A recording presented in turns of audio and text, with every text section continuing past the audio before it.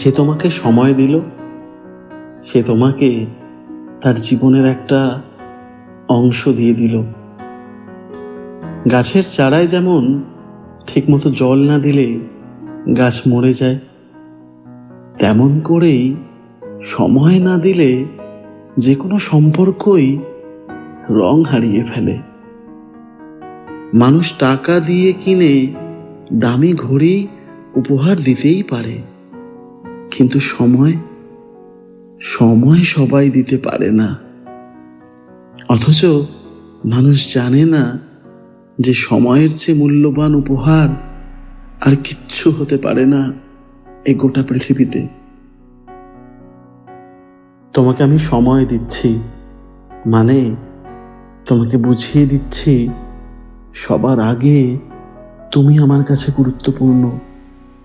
ব্যস্ততা তো থাকেই, 10,000 টাকা স্যালারি যার তারও ব্যস্ততা আছে, 10 লক্ষ টাকা স্যালারি যার তারও ব্যস্ততা আছে।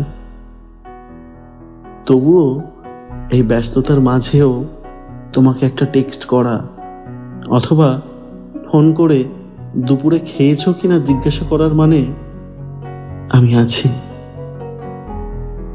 আছি তোমার সাথে। অহেতুক যে কোনো ব্যাপার নিয়ে তোমার সাথে ঘন্টার পর ঘন্টা গল্প করার মানে হলো তুমি আশেপাশে থাকলে আমার ভালো লাগে, আমাদের চায়ের আড্ডাটা জমে যায়। সময়ের চেয়ে সেরা উপহার আর কিচ্ছু নেই। যে মানুষটা আমাদের কাছে সেরা, তাকে দিতেও হয় সেরা উপহার।